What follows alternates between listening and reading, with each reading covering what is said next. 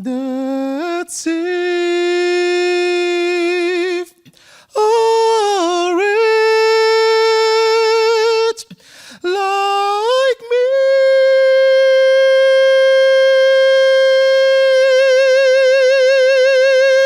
I once was lost, but now I'm found. Was blind, but now I see.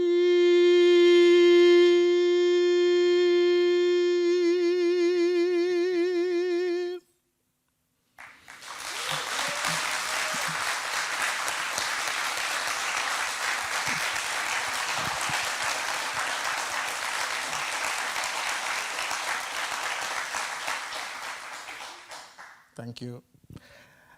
As I look back to the time since I can remember, oh, sigh. What a time. But I want to empower everybody here to never lose hope, because my story is really a story of never losing hope. I'm now 33 years old. I'm from Suriname, and in Suriname, there are specific ways for boys and girls how they should behave. For example, as a boy, I couldn't come and say, "Hi, good afternoon, how are you doing?" That is too girly. I should come and say, "Ova." Be very masculine. And very early on, I noticed that I was not like that. I was different from the boys and the girls from school in the neighborhood. And there were even codes for how you should walk as a boy. Very masculine, and I couldn't do I couldn't walk like that. So every day I had to go to the store for my mom. But before going out of the house, I would practice how to walk the way as they was expecting of me. So every time I wasn't convinced, I would be practicing again till the time that I was convinced, okay, you are doing it now, right? Then I grab all the courage and go to the store. Why? Because before I reached the store, I had to pass a group of boys from the neighborhood. Every afternoon, they were used playing football, and after that, they were chatting with each other nearby the store. So I had no choice, I had to pass them. So in some cases, they didn't recognize me, but most of the time, they were throwing stones at me or saying bad things, calling me buller. Buller means a verbal assault to a boy who is gay in Suriname. I even had a name in the neighborhood. They called me Shirley. So every time I was coming, "Hey Shirley, hi Shirley, how are you?" So it was very sad back then. I even remember a story of sitting at a table with my brothers, with my mom, and my older brother came up with a topic. "Mom, I heard that Gilbert kissed with a boy from the neighborhood, and the people in the neighborhood are talking about it." Of course, I know it was true. So I thought back then, oh my gosh, Gilbert, this is your last day on earth. My mom became very mad, starts threatening me of disinheriting me or scrap my name out of the family book.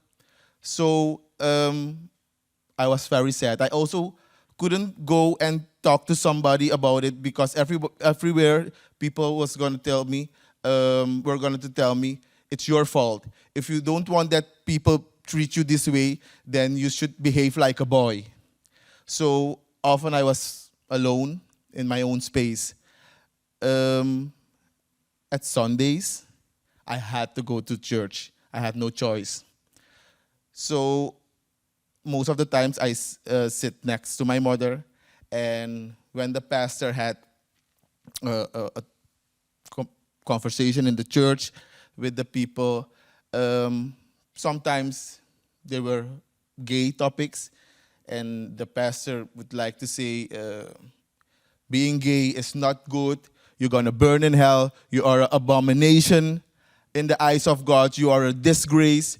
So back then, my mom liked to look at me with her eyes. She didn't say anything, but her eyes were telling the stories like, you better not be gay because you're going to burn in hell together with criminals and pedophiles. So sometimes I start believe that I was a failure because everybody around you telling you that you are not good enough, you are not masculine enough. So I start to think that, okay, you are really a failure.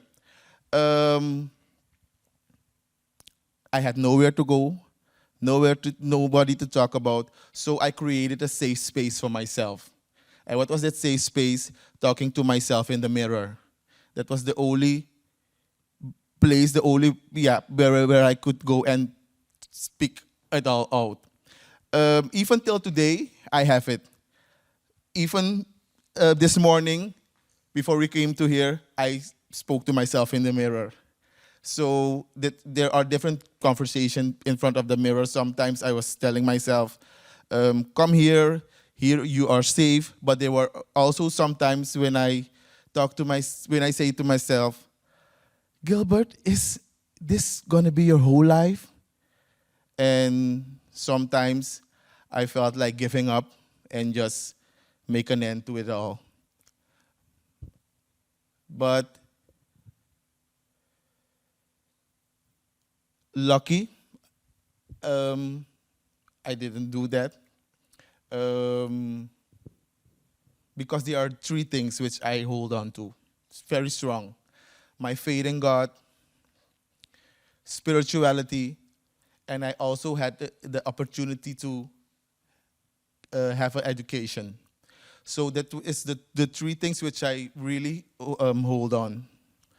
One thing which I also hold on is from the age that I was 17, I had the opportunity to join a youth male choir, and from then I learned to sing operatic songs. Singing for me, it means so much because I become at ease when I'm singing.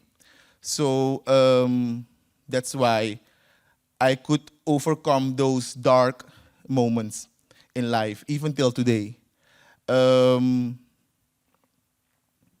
I didn't say anything about the school yet, but the school was a place I never loved when I was a kid. I never liked going to school because the teachers were treating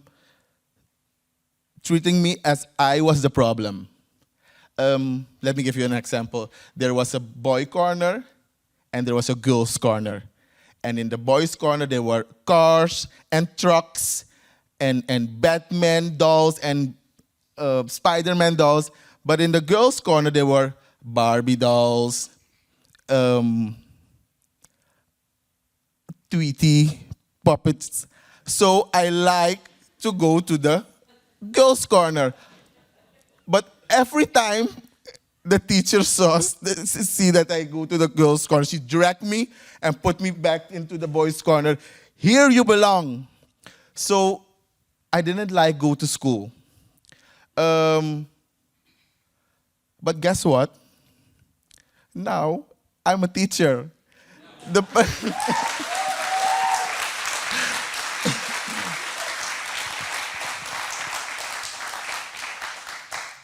But I'm not a teacher as the teachers that I had back then. Very early on, I decided that I want to be a different teacher. In my class, there is no bullying allowed. We treat each other equal. Don't get me wrong. with this, I don't say that I live in paradise right now, because we have a lot of things to do about LGBT rights and equality in Suriname. But I, as a teacher, stands for that. If I could be a help, if I could be a support for my students, I could create a better space, and that they don't have to have the same experiences that I had when I was a child. So I not only support the gay children in my class, but I also support the straight ones, because the two groups, they need each other to make a better environment for Suriname, so or for the whole world. So I support them in to be themselves, but also to believe in themselves. Thank you.